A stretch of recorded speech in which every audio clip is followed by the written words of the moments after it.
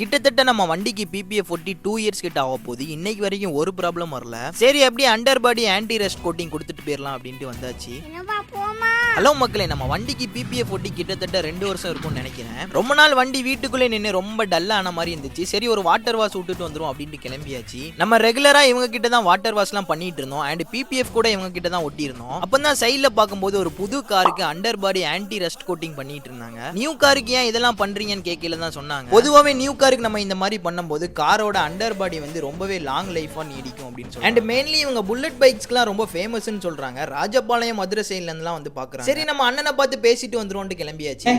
தென்காசியில் இது வரைக்கும் நம்ம பிரதர்ஸ் டீடைலிங் ஸ்டுடியோ எதனால இன்னும் ஃபேமஸாக இருக்கு? ரொம்ப நன்றி. இந்த வார்த்தையை கேட்கறதுக்கு எனக்கு ரொம்ப சந்தோஷமா இருக்கு. ஆனால் இன்னும் நிறைய தூரம் போக வேண்டியிருக்கு. நாங்கள் இன்ன வரைக்கும் நல்லபடியாக போய்கிட்டு இருக்கு. அதுக்கு காரணம் தென்காசி மக்களுக்கு நான் ரொம்ப நன்றி சொல்லிக்கணும். ஏன்னா அவங்க இல்லாமல் நான் இங்கே இல்லை. ஸோ ஸ்டார்டிங்கில் நம்ம வாஷிங் அண்ட் பாலிஷிங் தான் ஸ்டார்ட் பண்ணோம்.